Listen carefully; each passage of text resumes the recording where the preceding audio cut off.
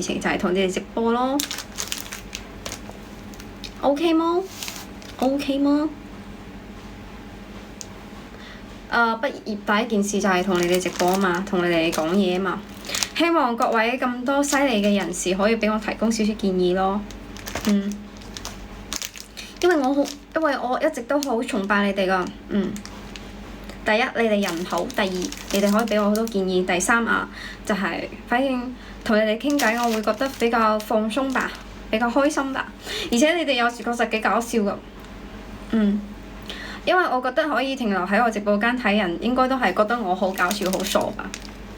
有時雖然好鬼無聊咯，不過呢個係事實嚟嘅。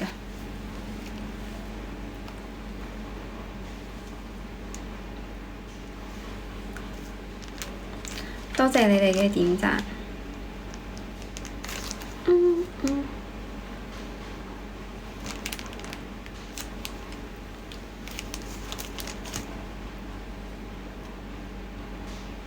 Hello， 182，你哋好，歡迎大家。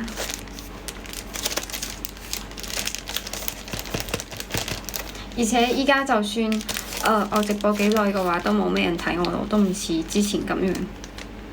多謝182，仲有呢條街最靚嘅仔，歡迎大家。拜拜。多謝你嘅點讚，仲有今日嘅禮物。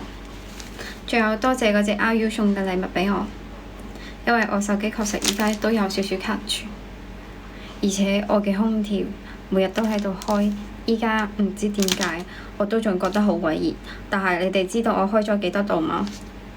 你哋知道我開咗幾度嗎？你哋打喺我評論區度。今日開空調，你哋知道我依家開咗幾多度咩？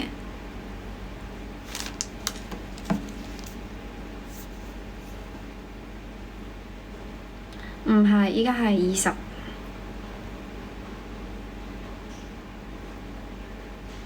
希望你哋可以幫我嘅作品點下讚，因為我準備要落播啦。今日唱什麼？你哋好，歡迎大家。因為我準備落播啦，大家記得點讚。然之後聽日嘅話有時間我都會直播㗎。